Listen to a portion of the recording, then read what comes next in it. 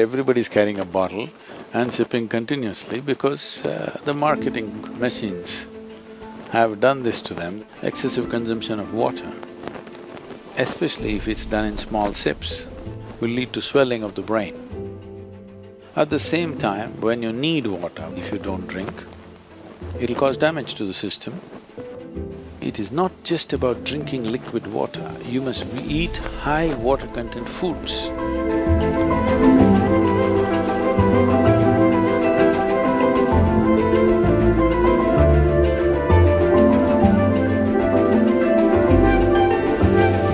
If you don't feel thirsty, if you don't drink water, nothing is gonna happen, you're gonna be fine. It's only in America, in cold climate, everybody's carrying a bottle and sipping continuously because the marketing machines have done this to them that they must drink lots of water. Excessive consumption of water, especially if it's done in small sips. Body absorbs, when it absorbs the sodium levels, which are very delicately balanced, will drop. The rest of the body also is affected but may not be so noticeable, but in the brain, sodium levels dropping will lead to swelling of the brain. This does not mean your brain is growing. It means… swelling means it's a kind of sickness, okay? Not expansion of the brain, it's swelling up because of lack of sodium content. So because there's not enough sodium, more water goes into the brain, trying to supply the required sodium to keep the balance. So more water in your brain means you will slosh.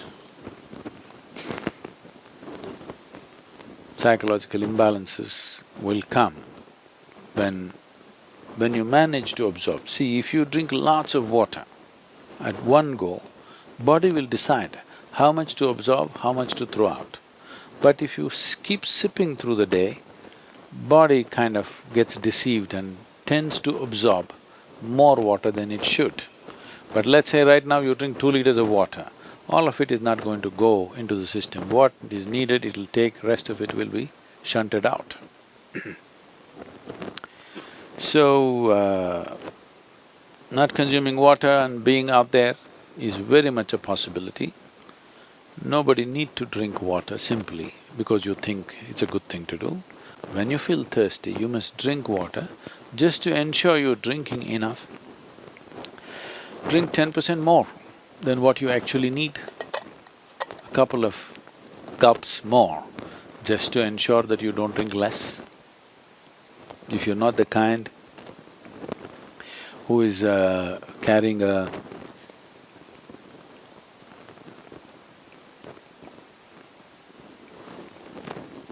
water bottle with you every minute of the day, then it's good to drink little extra water so that when the need comes, you have a certain amount of time before you can drink, that it is not an emergency.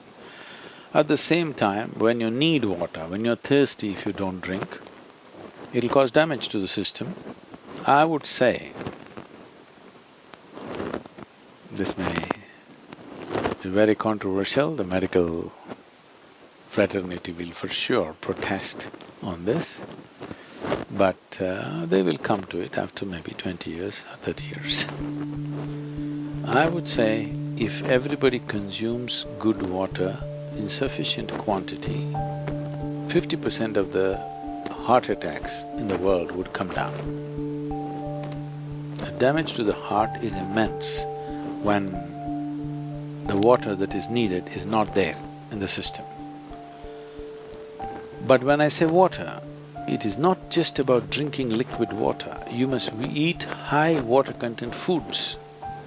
If you eat a fruit, it's nearly 90% water.